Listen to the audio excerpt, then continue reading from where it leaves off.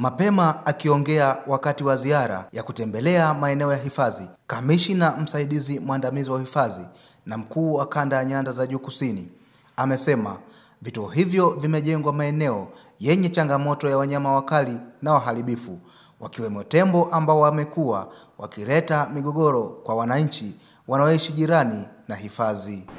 Kwanza kwa nini tunajenga vituo katika maeneo ni kwa sababu ni maeneo ambayo tunatambua kulingana na tafiti mbalimbali zilizofanyika na takwimu zetu zinaonyesha kwamba kuna wanyama waharibifu, kwa sababu wanyama ambao ni tatizo kubwa kwa sababu ya tabia yao kubwa wao ni tembo.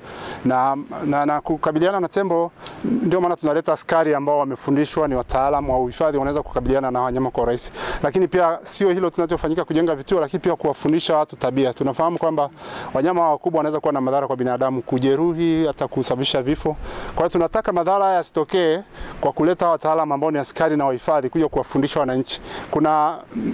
Kuna haja kubwa sana wananchi kufahamu tabia za wanyama. Ukimwona tembo sio wa kumsogelea.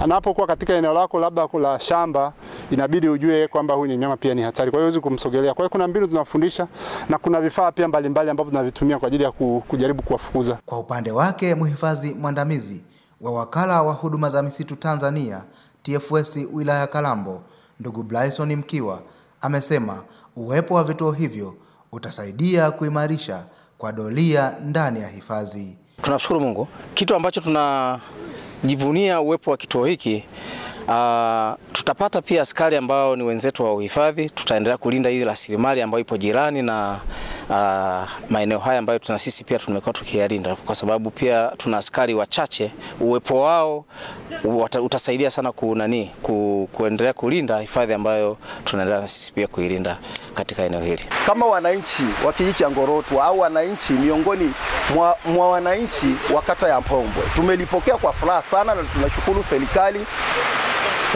kwa kutujengea hicho kituo cha TANAPA, kwa sababu imekuwa ni mara nyingi sana wananchi wanalalamika sana kwamba uharibifu unafanyika kwenye mashamba yao na hawa wanyama waharibifu tembo.